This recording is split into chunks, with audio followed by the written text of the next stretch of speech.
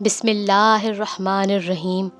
محترم ناظرین، السلام علیکم ورحمۃ اللہ وبرکاتہ۔ حضرت سعد اسود رضی اللہ تعالیٰ عنہ کا حوروں سے نکاح۔ حضرت سعد اسود رضی اللہ تعالیٰ عنہ ایک جوان قابل قدر صحابی تھے۔ ان کا واقعہ سیرت کی کتابوں میں عجیب و غریب انداز سے نقل کیا گیا ہے۔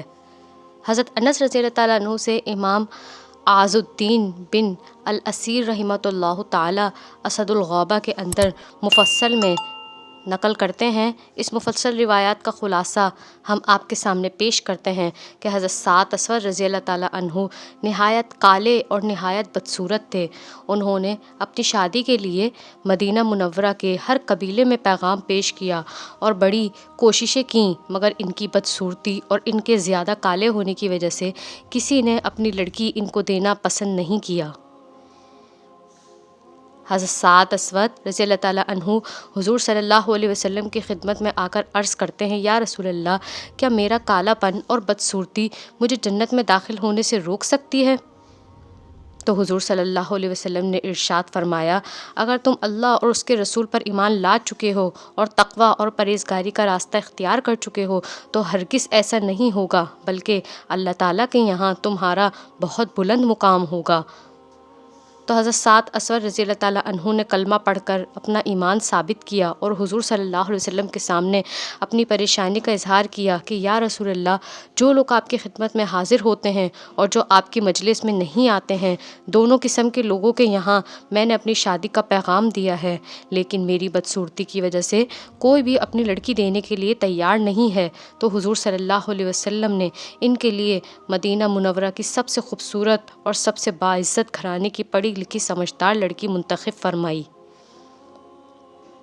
حضور صلی اللہ علیہ وسلم نے فرمایا، تم امیر بن وہاب ثقفی رضی اللہ تعالیٰ عنہ کے پاس جاؤ، ان کی لڑکی جو سب سے زیادہ خوبصورت، سب سے زیادہ سمجھدار ہے، اس کے ساتھ میں نے تمہارا نکاح کر دیا ہے، اور تم جا کر عمیر کو میرا پیغام سنا دینا کہ ان کی لڑکی کے ساتھ میں نے تمہارا نکاح کر دیا ہے۔ جب حضرت سعد رضی اللہ تعالیٰ عنہ نے جا کر لڑکی کے ماں باپ کو اطلاع دی تو ماں باپ نے ان کو قبول کرنے سے انکار کر دیا اور واپس کر دیا۔ جب لڑکی نے یہ منظر دیکھا تو ماں باپ سے کہنے لگی کہ اللہ کی طرف سے تمہارے خلاف وحی نازل نہ ہو جائے، اللہ اور اس کے رسول صلی اللہ علیہ وسلم کے غضب سے بچیے۔ میں اپنے لیے اس کو پسند کرتی ہوں جس کو اللہ اور اس کے رسول صلی اللہ علیہ وسلم نے پسند فرمایا ہے۔ اس لڑکی کے بھی کمال ایمان کی انتہا ہو گئی کہ اس نے دلوں کو دیکھا، صورت کو نہیں دیکھا، اللہ اور اس کے رسول کی خوشی کو دیکھا۔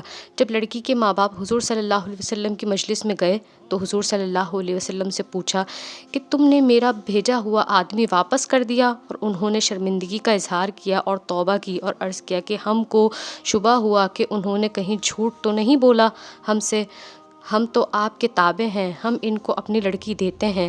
چنانچہ ماں باپ نے اپنی چہیتی بیٹی کو حضرت سعد اسود رضی اللہ تعالیٰ عنہ کے حوالے کر دیا۔ لڑکی نے ماں باپ سے کہا تھا کہ جب اللہ اور اس کے رسول صلی اللہ علیہ وسلم کا کوئی فیصلہ ہوتا ہے تو اس میں کسی کو اختیار نہیں رہتا، اور لڑکی نے یہ آیت پڑھ کر سنائی، اور کسی مرد مومن اور عورت کے لیے جب اللہ تعالیٰ اور اس کے رسول کوئی فیصلہ کر دیں تو ان کو اپنی طرف سے کوئی اختیار نہیں رہتا، اور جو شخص اللہ اور اس کے رسول کی نافرمانی کرے گا وہ کھلی ہوئی گمراہی میں مبتلا ہو جائے گا۔ اس کے بعد حضرت سعد اسود رضی اللہ تعالیٰ عنہ اپنی بیوی کے لیے بازار سے کچھ سامان خریدنے کے لیے تشریف لے گئے۔ اسی سنہ میں جنگ کا اعلان ہوا تو انہوں نے بیوی کے لیے سامان خریدنے کے بجائے اسی پیسے سے تلوار، نیزہ، گھوڑا وغیرہ جنگی سامان خرید لیا اور جنگ میں جا کر لڑتے لڑتے شہید ہو گئے۔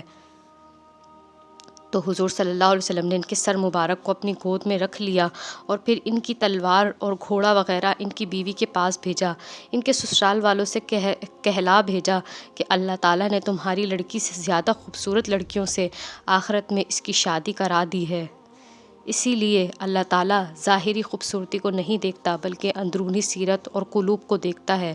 اللہ تعالیٰ نے حضرت سعد اسود رضی اللہ تعالیٰ عنہ کو اعلیٰ مقام عطا فرمایا۔